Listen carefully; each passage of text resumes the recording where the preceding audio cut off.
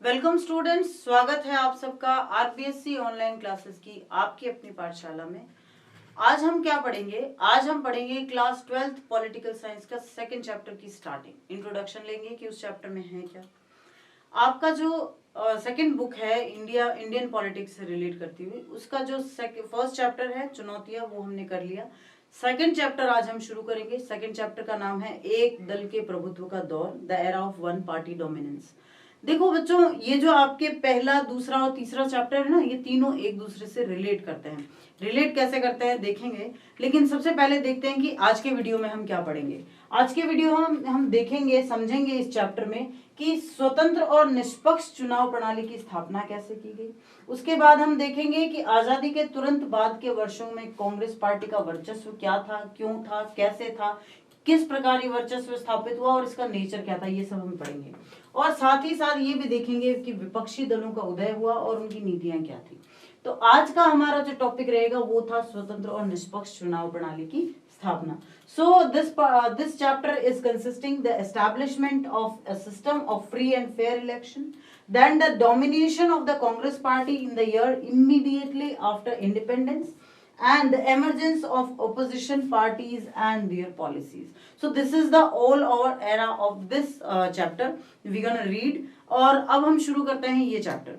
तो जैसा मैंने आपको कहा था कि ये चैप्टर जो है फर्स्ट, सेकंड और थर्ड चैप्टर वो तीनों रिलेट करते हैं। कैसे रिलेट करते हैं देखिए मैं बताती हूँ। देखिए, हमने जब फर्स्ट चैप्टर पढ़ा था तो उस फर्स्ट चैप्टर में क्या पढ़ा था? हमारे सामने फर्स्ट चैप्टर में आया था कि भारत के सामने चुनौतियां क्या क्या थी। स्वतंत्रता के ठीक बाद हमने किन किन चुनौतियों का सामना किया। हमारी सबसे पहली चुनौती थी भारतीय जो संघ है,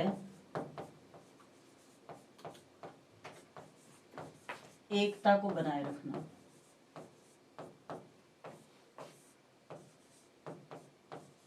एकता या उसकी अखंडता को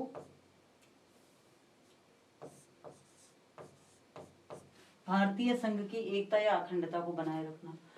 दूसरी जो चुनौती थी वो थी लोकतंत्र की स्थापना।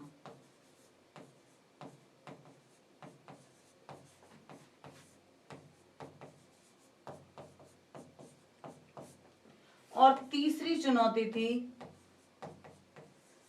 सभी नागरिकों का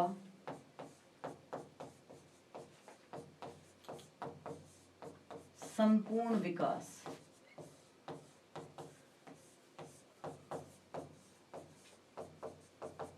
ये तीन चुनौतियां हमने पहले चैप्टर में ही देखी। तीनों नहीं देखी, हमने पहले चैप्टर में पढ़ा था कि ये तीन चुनौतियां भारत के सामने आई थी।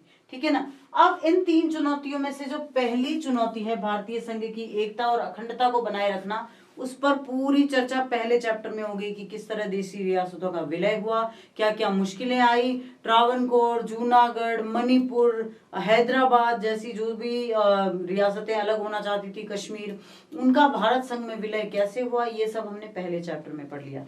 दूसरे चैप्टर में हम पढ़ेंगे कि भारत में लोकतंत्र की स्थापना कैसे हुई और किस तरह से वन पार्टी डोमिनेंस होते हुए भी, एक दल का प्रभुत्व होते हुए भी भारत में लोकतंत्र जो है अमर हो गया। अब इस लोकतंत्र को कोई जड़ों के कोई हिला भी नहीं सकता। ठीक है। और तीसरे चैप्टर में दिया हुआ है प्लान्ड इकोनॉमी, जो नियोजित विकास होता है वो किस तरह किया जाता है। तो यानी कि ये जो आपके तीनों चैप्टर है ना, फर्स्ट, सेकंड और थर्ड, 1, 2, 3, ये तीनों चैप्टर यही तीन चुनौतियों पर आधारित है। यानी कि ये तीनों चैप्टर एक दूसरे से जुड़े हुए हैं। तो आपने पहला चैप्टर नहीं पढ़ा तो दूसरा नहीं समझ पाएंगे, दूसरा नहीं पढ़ा तो तीसरा नहीं समझ पाएंगे। तो ये सारे जो चैप्टर है इंटरलिंक्ड है, इंटरडिपेंडेंट है। तो आपको बिल्कुल ये तीनों चैप्टर एकदम ध्यान से पढ़ने हैं, तभी आप इन तीनों चैप्टर्स को समझ पाएंगे। तो देखते हैं, हमारे पहले चैप्टर की जो शुरुआत होती है वो इस पिक्चर से होती है। बहुत ही इंटरेस्टिंग सी पिक्चर है, जो उस समय एक कार्टूनिस्ट हुआ करते थे,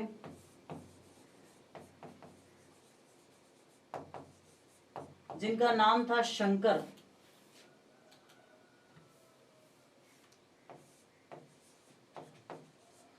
जो उस समय बहुत ही रेलेवेंट कार्टून बनाया करते थे, उन्होंने ये कार्टून या कैरिकेचर बनाया है। और जवाहरलाल नेहरू ने इस पिक्चर को नाम दिया था, उन्होंने कहा था डोंट स्पेयर मी शंकर।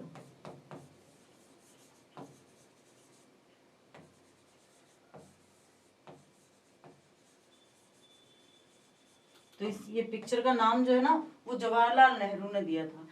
देखो एक पिक्चर जो होती है वो 1000 शब्दों के बराबर होती है, 10,000 शब्दों के बराबर हो सकती है एक पिक्चर। तो ये पिक्चर अपने आप में बहुत कुछ कहती है। बल्कि हम जो ये पूरा चैप्टर पढ़ने वाले हैं ना, कहा जाए तो अगर शब्दों में सिमट, शब्दों को अगर पिक्चर्स में ढाल दिया जाए ना, तो ये पिक्चर उन 10,000 शब्दों के बराबर है जो हम इस चैप्टर में पढ़ने वाले हैं। आप अगर ये पिक्चर समझ लेते हो तो आपको चैप्टर की जो थीम है वो बहुत अच्छे से समझ में आ जाएगी। देखिए इस पिक्चर में क्या है, इस पिक्चर में जवाहरलाल नेहरू ने जवाहरलाल नेहरू को पकड़ रखा है, थाम रखा है। जवाहरलाल नेहरू के हाथ में डंडा है जो कि पावर का प्रतीक है। यानी कहने का मतलब बहुत सारी शक्ति जवाहरलाल नेहरू के पास थी, लेकिन उनको थामने का काम भी खुद जवाहरलाल नेहरू ने किया। यानी कि वो जो पावर इनके पास है उस पावर को सीमित करने का काम खुद इन्होंने ही किया। ये कहने का ये मतलब है कि भारत में सत्ता की जो शक्ति है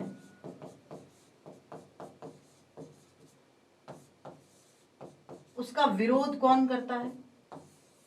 उसका विरोध भी वही करता है जो सत्ता में है, और उसका पक्ष भी वही लेता है जो सत्ता में है। यानी कि भारत में हमने डेमोक्रेसी को, देखो डेमोक्रेसी होता क्या है वास्तव में, अगर देखा जाए कि डेमोक्रेसी क्या है, अगर एग्जैक्ट शब्दों में कहा जाए कि डेमोक्रेसी क्या है, लोकतंत्र। क्या लोकतंत्र का मतलब सिर्फ ये है कि हमने अपने जनप्रतिनिधियों को चुना और उन्होंने अपना काम किया? क्या लोकतंत्र का मतलब ये है? नहीं। मुझसे अगर कोई पूछे कि लोकतंत्र का अर्थ क्या है, तो मैं तो ये कहूंगी कि लोकतंत्र का अर्थ होता है कि शक्ति ना होते हुए भी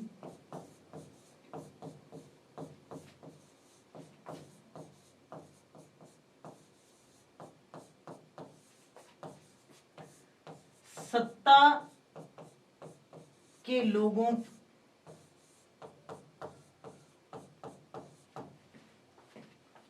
द्वारा किए गए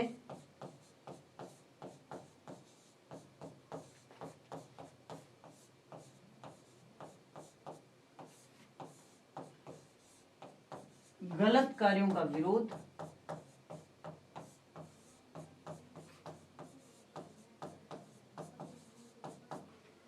और सत्ता द्वारा उसकी स्वीकार्यता।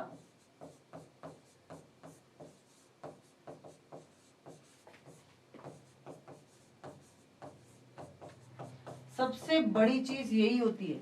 लोकतंत्र का अर्थ क्या होता है कि जब सीधे सीधे अगर हम शब्दों में कहें ना, तो इसको क्या कहेंगे? इसको हम कहेंगे फ्रीडम ऑफ एक्सप्रेशन।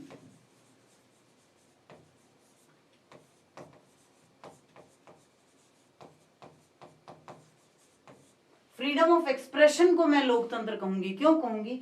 हमारे पास सत्ता नहीं है, हमारे पास शक्ति नहीं है, लेकिन फिर भी जिसके पास सत्ता है, अगर उसने कुछ गलत किया है, तो अगर मुझे ये अधिकार है उस स्थिति में कि मैं उनकी उस गलती को उनके सामने रखूं, और उससे भी बड़ी बात वो अपनी उस गलती को एक्सेप्ट करे, तो ये सही मायनों में लोकतंत्र होगा। तो ये पिक्चर जो है उसी लोकतंत्र को डिपिक्ट कर रही है। किस तरह से डिपिक्ट कर रही है? कांग्रेस के पास बड़ा पावर था उस समय, लेकिन फिर भी कांग्रेस ने कभी उस पावर का मिसयूज नहीं किया, अपने आप को लोकतांत्रिक बनाए रखा, और किस तरह से वो लोकतांत्रिक बने रहे, ये सब चीजें हम इस चैप्टर में पढ़ेंगे। लेकिन उससे पहले जो हमारे सामने चुनौती थी, हम उसके बारे में पढ़ेंगे। हमारे सामने क्या चुनौती थी? हमारे सामने पहली चुनौती तो हमने पढ़ा कि जो हमारी राष्ट्र की एकता अखंडता उसको बनाए रखने की चुनौती थी। जो दूसरी चुनौती हमारे सामने आई थी वो थी लोकतंत्र की स्थापना की चुनौती।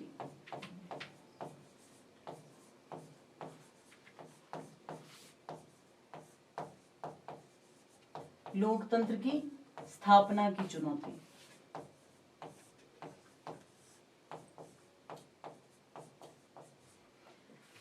क्यों थी लोकतंत्र की स्थापना की चुनौती? क्यों ऐसा था? देखिए सबसे पहले बहुत सी ऐसी चीजें हैं जो शायद आप जानते ही नहीं होंगे, जिनसे आप बिल्कुल अवेयर ही नहीं होंगे, जो हमारे देश में हुई है। भारत सबसे पहला राष्ट्र है विश्व में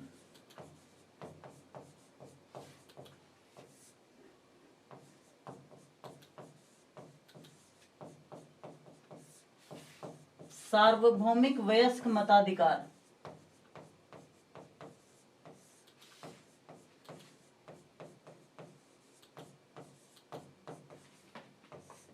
प्रदान करने वाला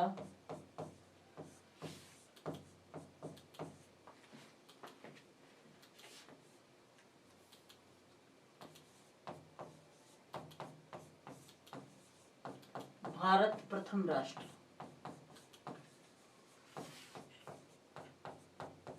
समझ सकते हैं आप इस चीज को कि कितनी ज्यादा इंपॉर्टेंट है।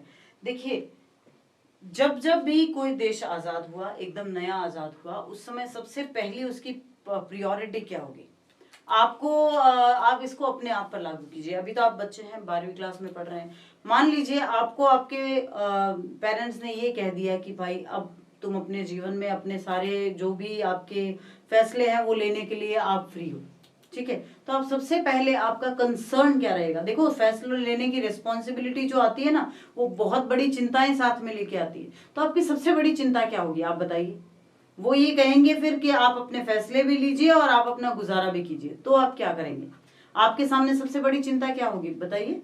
आपके सामने सबसे बड़ी चिंता होगी कि पेट कैसे भरा जाए। आपके सामने सबसे बड़ी चिंता होगी कि आगे भविष्य का क्या किया जाए, क्योंकि अब आप खाना खाएंगे, आप रहेंगे, आप क्या करेंगे, वो सब चीजों के बारे में आप लग जाएंगे। आप कभी भी ये नहीं सोचेंगे कि हम पढ़ाई कैसे करेंगे, ये नहीं सोच पाएंगे, क्योंकि फर्स्ट कंसर्न क्या होता है? फर्स्ट कंसर्न होता है आपका गुजारा कैसे चलेगा। समझ रहे हैं आप मेरी बात को? आप एक बार जरा रिलेट करके देखिए। आप राष्ट्र को भी एक पुरुष मानिए और फिर अपने आप चीजें रिलेट होती चली जाएगी।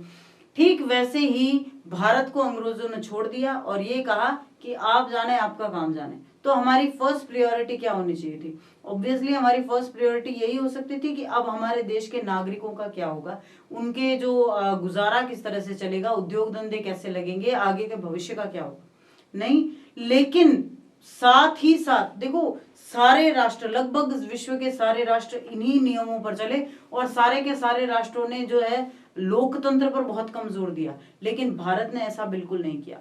भारत ने तीनों चुनौतियों को एक साथ स्वीकार किया और उनका एक साथ सामना किया।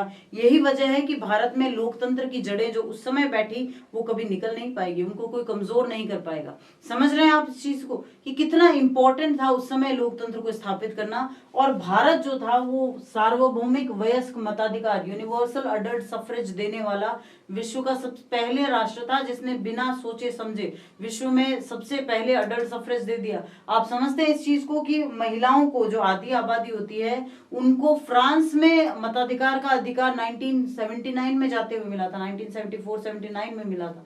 तो यानी फ्रांस जैसे डेवलप्ड कंट्री ने भी बहुत मुश्किल से दिया है। तो भारत में ये बिना देखे कि आप किस जाति के हो, किस लिंग के हो, किस धर्म के हो, किस त्वचा के रंग के हो, क्या आपका स्टेटस है, कुछ भी जाने बिना सिर्फ ये कहा कि पागल नहीं हो, दिवालिया नहीं हो, बस आप वोट देने के अधिकार, आप भारत के नागरिक हो तो आप यहाँ वोट दे सकते हो। सोचिए ये कितना बड़ा फैसला था। तो भारत पहला राष्ट्र था जिसने वयस्क मताधिकार प्रदान किया था।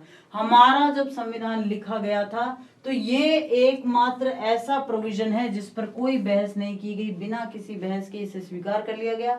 हालांकि उस समय वोट देने की जो न्यूनतम उम्र थी वो 21 वर्ष थी, उसे बाद में 18 वर्ष किया गया। उससे पहले न्यूनतम उम्र जो थी वो 21 वर्ष थी। ठीक है, तो आप इसको समझ सकते हैं कितनी बड़ी चुनौती थी। अब ये इतनी बड़ी चुनौती क्यों है? देखिए, भारत की जनसंख्या उस समय लगभग 30 करोड़ थी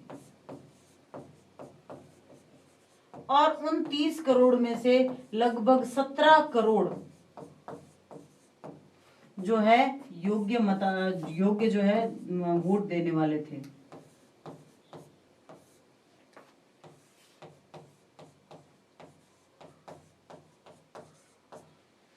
17 करोड़ योग्य निर्वाचक, यानी कि 17 करोड़ जो लोग थे वो वोट दे सकते थे। उसके अलावा अधिकांश आबादी जो थी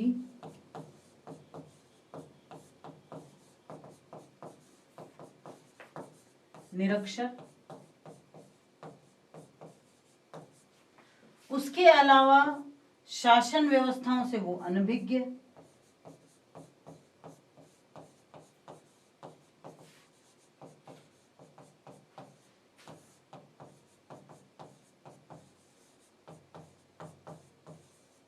आप सोचिए कि 17 करोड़ योग्य निर्वाचक, 17 करोड़ वोट देने लायक लोग, अधिकांश आबादी निरक्षर थी, शासन व्यवस्थाओं से वो अनभिज्ञ थे। ऐसे में वो क्या समझते कि वोट क्या होता है, सरकार बनाना क्या होता है, और वो किस तरह से इस पूरे मामले में अपना काम लेते, अपना विवेक काम में लेते, और क्या किस तरह से सेलेक्ट करते। ये सब चीजें बहुत मुश्किल वाली थी। आज हम सोचें तो शायद हम उस मामले की गंभीरता को इतने अच्छे से नहीं समझ पाएंगे, लेकिन अगर आप वास्तव में उस माहौल में जाके देखें, आज तो होता क्या है, टीवी पर आ जाता है कि वोट होंगे, ये होंगे, हमें सारी सूचनाएं मिल जाती है, इंटरनेट हमारे लिए उपलब्ध है, फोन हमारे लिए उपलब्ध है। उस समय इनमें से कुछ भी नहीं था, कुछ भी उपलब्ध नहीं था जिसके माध्यम से उनको ये सब ज्ञान दिया जाता। देखिए, वोट देना भी अपने आप में एक बड़ा विज्ञान है, जिसका ज्ञान जो है वोटर को पता होना चाहिए। तो ये सारी समस्याएं तो थी ही। इस समस्याओं का सामना कैसे किया गया, उस समय हमारे देश में जो समस्याएं थी उसके साथ साथ उसका जो हल है वो भी धीरे धीरे धीरे धीरे निकाला गया। शुरुआत कहां से हुई, उसकी शुरुआत हुई 25 जनवरी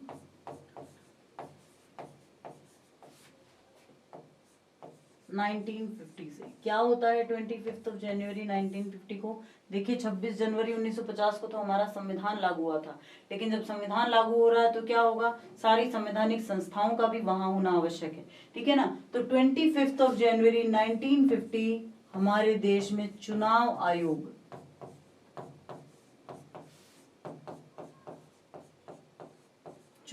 आयोग की स्थापना की गई। एक संवैधानिक तंत्र के रूप में चुनाव आयोग की स्थापना की गई। और इसके बाद ही आपको एक फैक्ट और ध्यान रखना है कि इसी वजह से 25 जनवरी को हम मताधिकार दिवस मनाते हैं या मतदाता दिवस मनाते हैं।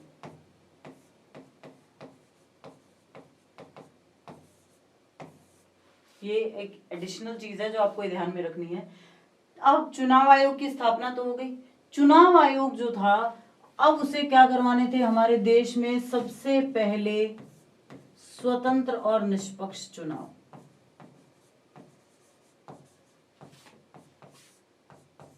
स्वतंत्र और निष्पक्ष चुनाव की जिम्मेदारी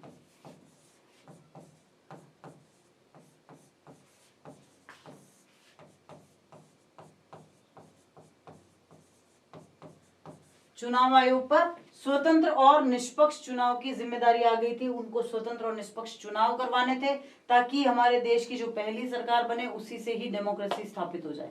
हुआ ये था कि हमारे देश की आजादी के बाद 1947 के बाद हमारे देश में अंतरिम सरकार बनी थी, क्योंकि उस समय तो चुनाव हुए नहीं थे। अंतरिम सरकार जो बनी थी, क्यों? क्योंकि उस समय क्या हो रहा था, उस समय संविधान बन रहा था, और जब तक संविधान नहीं बन जाए तब तक इंस्टीट्यूशंस का पता नहीं होता। तो ऐसे में अंतरिम सरकार बनी, और उस अंतरिम सरकार ने जो है ये कहा कि हम 1950 तक चुनाव करवा देंगे।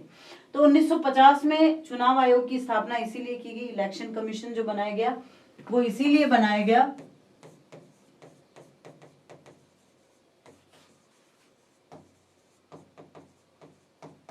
ताकि देश में स्वतंत्र और निष्पक्ष चुनाव करवाए जा सके, ठीक है। और चूंकि जैसा हमने अभी थोड़ी सी देर पहले जाना है कि उस समय 17 करोड़ एलिजिबल वोटर्स थे, 17 करोड़ एलिजिबल वोटर्स थे, ठीक है। साथ ही साथ 3200 एमएलए चुनने थे, क्योंकि साथ ही साथ राज्यों के भी चुनाव होने थे।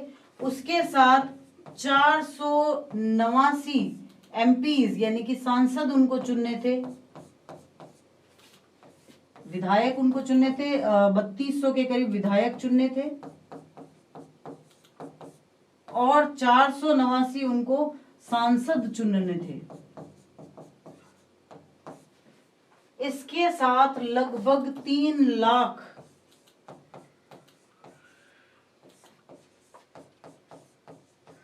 कार्मिकों को इसके लिए प्रशिक्षण देना था। किसके लिए? चुनाव करवाने के लिए।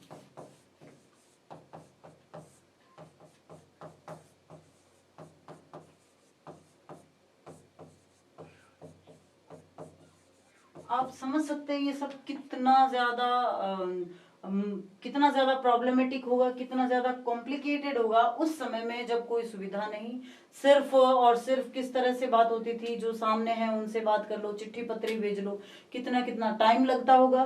तो ऐसे में 17 करोड़ वोटर्स हैं, 3200 एमएलए यानी विधायक चुने जाने हैं, उसके अलावा 489 एमपीज यानी कि सांसद चुने जाने हैं, और 3 लाख कार्मिकों को इसके लिए प्रशिक्षण देना था।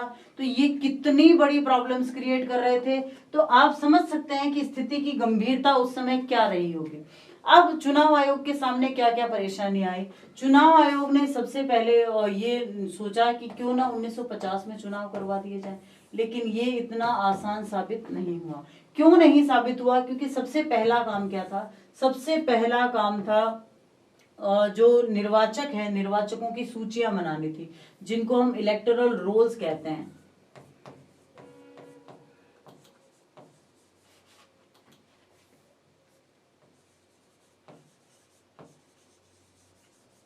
इलेक्टोरल रोल्स क्या होते हैं? देखिए, निर्वाचक मंडल की सूची बनानी होती है। आपको होता है ना कि जो निर्वाचकों की सूची आती है जिसमें आपका नाम है कि नहीं, मतदाता सूची जिसको कहते हैं।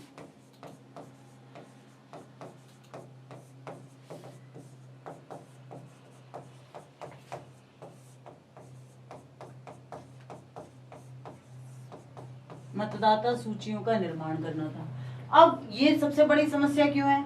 सबसे पहली बात तो उस समय कंप्यूटर तो थे नहीं। आज तो आपने टाइप किया, फटाफट से जो है कोई भी लिस्ट बन जाती है। आप व्हाट्सएप कर देते हो किसी चीज का, आप कोई भी किसी को भी मैसेज कर देते हो, कुछ भी बहुत इजी हो गया है आज के टाइम में सब कुछ। लेकिन उस समय सब कुछ हाथ से लिखना होता था, ठीक है ना, टाइप करना होता था, टाइपराइटर्स थे ज्यादा से ज्यादा, उसके अलावा नहीं था कुछ भी ऐसा सामान जिससे इस तरह की बड़ी सी चीजों को कंडक्ट किया जा सके। तो बहुत प्रॉब्लम आई। अब मतदाता सूचियों का निर्माण इतना प्रॉब्लमेटिक क्यों था? थोड़ा सुनने में अजीब लगेगा, हंसी भी आएगी। हुआ क्या था उस समय, जो आदमी थे उन्होंने तो अपना नाम अच्छे से लिखवा दिया, लेकिन आपको भी पता है कि औरतों की स्थिति उस समय इतनी अच्छी नहीं थी। तो जो स्त्रियों की खास करके सूचियां बननी थी, स्त्रियों की सूचियों में उनका नाम ही सही नहीं लिखा गया। स्त्रियों की सूचियों में नाम की गड़बड़ी सबसे पहले आई। अब क्यों आई नाम की गड़बड़ी? नाम की गड़बड़ी स्त्रियों की सूचियों में इसलिए आई क्योंकि आदमियों ने तो अपना नाम लिखवा दिया, लेकिन उन्होंने अपनी स्त्रियों का नाम नहीं बताया। उसकी जगह क्या कह दिया? उसकी जगह कहा फलां की पत्नी या फलां की बेटी, और अगर पिता और पति दोनों ही नहीं है तो फलां की मां। अब क्या ये किसी स्त्री की पहचान है? क्या ऐसे ये तय किया जा सकता है कि ये वही स्त्री है? देखिए, आज तो हमारा जो वोटर कार्ड होते हैं, जो आधार कार्ड होते हैं, हमारी उस पर फोटो होती है, एक क्यूआर कोड होता है, उस पर हमारा नाम होता है, हमारी डेट ऑफ बर्थ होती है, हमारा एड्रेस होता है। उस समय ऐसा तो कुछ था नहीं, सिर्फ इलेक्टोरल रोल्स बनने थे। अब उन रोल्स में अगर ये कहा कि फलाने की पत्नी है भाई, फलाने की लुगाई है, फलाने की माँ है, फलाने की बेटी, ऐसे क्या किसी की पहचान हो सकती है? ऐसी पहचान को क्या वैलिड माना जा सकता है? तो ऐसे में क्या हुआ, सारे के सारे जो मतदाता सूची हैं,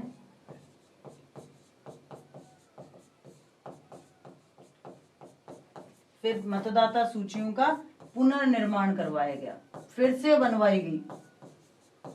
तो एक लंबा टाइम तो उसी में ही लग गया। आप समझ सकते हो कि भारत जैसा बड़ा देश है, 17 करोड़ जहां वोटर्स है, ऐसे में अगर इस तरह की मतदाता सूची बनती है तो फिर उनका पुनर्निर्माण करवाया जाता है। और पुनर्निर्माण करवाने के बाद फाइनली हमारा चुनाव आयोग जो है, उन्होंने सोचा कि 1951 में चुनाव करवाया जाए, लेकिन नहीं हो पाया। और फिर फाइनली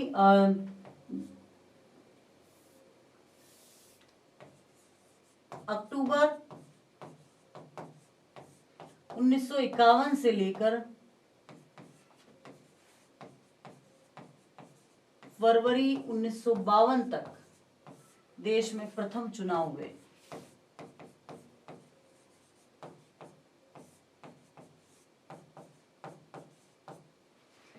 आप समझ सकते हैं ये कितना मुश्किल था, क्योंकि एक क्लीन पेपर दिया जाता था और पेटियां रख दी जाती थी जो उम्मीदवार हैं उनके नाम की, और इस तरह से कहा जाता था कि आप उसको समेट के और जिस पेटी में आपको डालना है वहां, जिसको आपको वोट देना है वहां डालिए। उनको समझाना मतदाताओं को, जो कार्मिक मतदान करवा रहे हैं उनको प्रशिक्षण देना, और ये सब बहुत ज्यादा प्रॉब्लम, बहुत ज्यादा हेक्टिक वाली जो थी, चैलेंजेस थे जिनको फेस किया चुनाव आयोग ने। किस तरह से पेटियां एक दूसरे से स्थान पर ले जाना, फिर बाद में उनकी गणना करना, और इस सब में 6 महीने लग गए। लेकिन अगर आपको क्वेश्चन आता है आपके चैप्टर में इस तरह से, अगर आपका क्वेश्चन एग्जाम पेपर में या कहीं भी आता है कि भारत में प्रथम आम चुनाव कब हुए,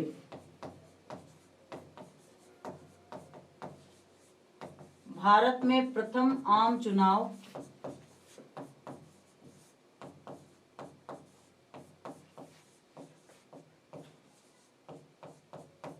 कब हुए। देखिए, वैसे तो अक्टूबर 1951 से लेकर और फरवरी 1952 तक हुए, 6 महीने ये चुनाव चले थे लगभग। लेकिन फिर भी अगर आपको पूछा जाए तो मोस्ट ऑफ द इलेक्शंस जो थे वो जनवरी फरवरी 1952 में ही हुए। तो आपको जो आंसर देना होगा वो 1952 ही देना होगा। 1952 में हुए थे प्रथम आम चुनाव। कब हुए थे और उनका रिजल्ट भी 1952 में निकला था। तो प्रथम आम चुनाव 1952 में हुए थे, क्योंकि अक्टूबर नवंबर दिसंबर में तो सिर्फ कुछ जगह पर प्रशिक्षण के तौर पर, परीक्षण के तौर पर करवा के देखे गए थे। जो मुख्य चुनाव हुए थे वो जनवरी फरवरी 1952 में हुए थे, इसीलिए ये कहा जाता है कि प्रथम आम चुनाव 1952 में हुए थे। और इन चुनावों में बहुत बड़ी संख्या में भारी बहुमत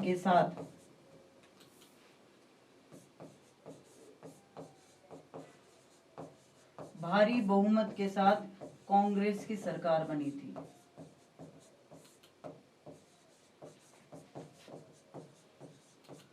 और यहीं से शुरू होता है हमारे इस चैप्टर का जो मेन टॉपिक है, the era of one party dominance, एक पार्टी के प्रभुत्व का दौर। वो यहीं से शुरू होता है। पहली बार जो सरकार बनी थी वो कांग्रेस की बनी थी, और 1952 से लेकर फिर 1957 में चुनाव हुए। उसके बाद में 1962 में चुनाव हुए।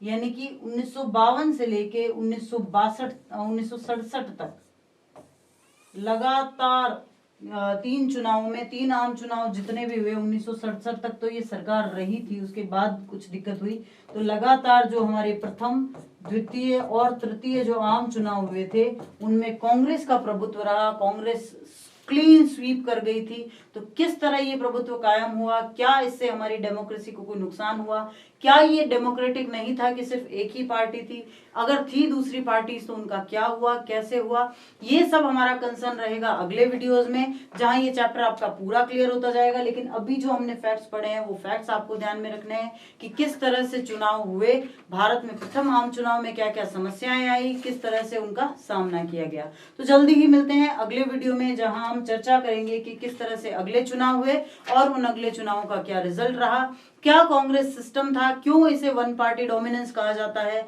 क्या इस सिस्टम को कांग्रेस ने ऑक्यूपाई करने की कोशिश नहीं की, किस तरह से डेमोक्रेसी बची रही, किस तरह से हम वन पार्टी डोमिनेंस से लेकर आज के बहुदलीय व्यवस्था तक आए, क्यों ये कोएलिशन गवर्नमेंट्स बननी शुरू हुई, किस तरह से राज्यों और केंद्रों के बीच डिस्प्यूट शुरू हुए, ये सब हम पढ़ेंगे अगले कुछ वीडियोस में, जहां इस चैप्टर के जो बहुत ही इंटरेस्टिंग सा एरा है वो आपके सामने रिवील होता जाएगा। जल्दी ही मिलते हैं अगले वीडियो में, तब तक के लिए थैंक यू।